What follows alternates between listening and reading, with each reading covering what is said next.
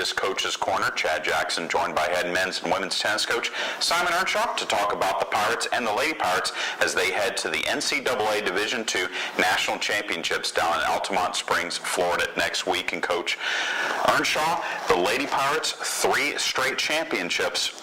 What do you think the Pirates' chances are of a 4th straight? Well, I think even 3 straight is a stretch in any imagination. 4 in a row, that would be nice. There's no doubt about that. Obviously, it's been not as straightforward a regular season as not that we certainly had last year.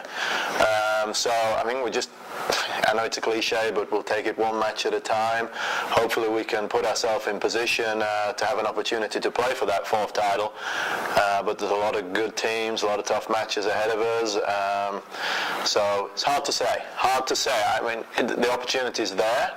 We just have to put ourselves in position and then be able to take advantage of a couple of things and be a little flexible to hopefully get through. I mean, because adversity is going to happen at some point in time, and it just depends how this group will deal with that. Well, you have 2 seniors on the team, Tina Ornell and Alita Muller-Vello, and Alita has a chance to do something really special. She would be only the 4th player in Division II women's tennis history to win 4 national championships. SIU Edwardsville did the trick back in the 80s. They had 3 players on that team who won 4 national championships. Talk about her role on this team and the opportunity that's presented to her. Well, obviously that seems to be a surprisingly elusive feat. I think quite a lot of people, well, I say quite a lot of people, but not many, but substantially more have won 3 in 3 years. So that obviously would be nice. I know Alita, she can only account for maybe 2 points in a way. She's certainly been an outstanding performer for us in the postseason in her previous 3 years. I think her game's coming around. She certainly seems to be playing with a lot of confidence at this moment in time, and I know it would mean a lot to her. I know even the first one meant a large amount to her, and it would be the right way for her to finish her career, but it's one of many factors, and I think I'm pretty confident she's going to do her job, and also Tina, I think, will do what she can to help out as well. But at the end of the day, it is a team effort, and I think she's aware of that, and I think almost more importantly is that she can be a positive influence on some of the younger players and hopefully bring their level of play up, which is going to be a factor whether she's able to pull that off or not. All right, let's talk about the path that the Lady Pirates have ahead of them in the round of 16. You face Indiana University of Pennsylvania, first-time participant in the round of 16, and then you get the winner of Grand Valley State, who's undefeated this year, and Hawaii Pacific, a team that you saw out in Las Vegas. That was a very tight match. Yeah, I will be honest, I don't know that much about Indiana University of Pennsylvania.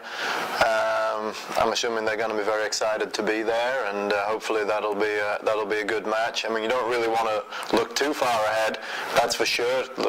I was actually surprised when I saw Grand Valley State's record, but all credit to them. I mean, that's a tremendous season to be 31-0 at this point in the year. And Hawaii Pacific, I think they're a well-coached team, and certainly be more than competitive with us, and will give us a very tough match if we're fortunate to advance to that stage.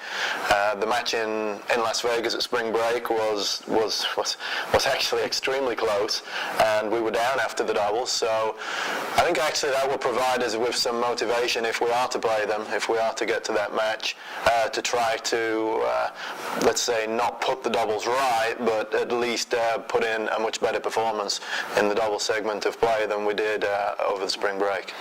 All right, let's turn our attention to the men. The Armstrong Atlantic State Pirates are top-ranked and undefeated heading into the round of 16. What can you tell us about how the Pirates have been playing leading up to the national championships? Well, one thing that we struggled with, and we've had obviously tremendous success this season, but we've actually struggled a little bit with consistency. I know that sounds a little insane, but we've kind of been up and down. And what I'm talking about is putting all 9 points together on the same day.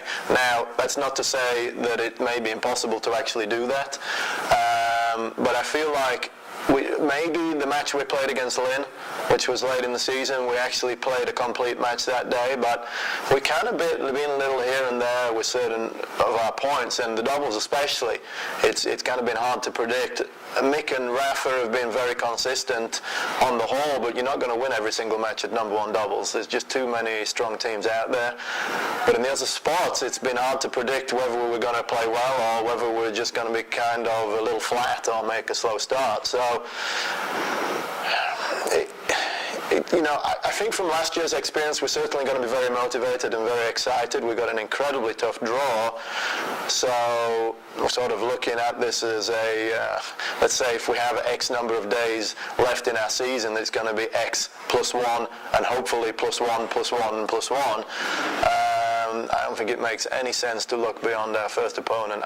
We've got about the toughest draw we could possibly have, so we're going to really have our work cut out to make it even through one match. Well, you have Barry University, defending national champions, in the first round. So in that first round match, a round of 16 match, you have the teams that have won the last 3 national championships, and one of those teams will not advance to the quarterfinals.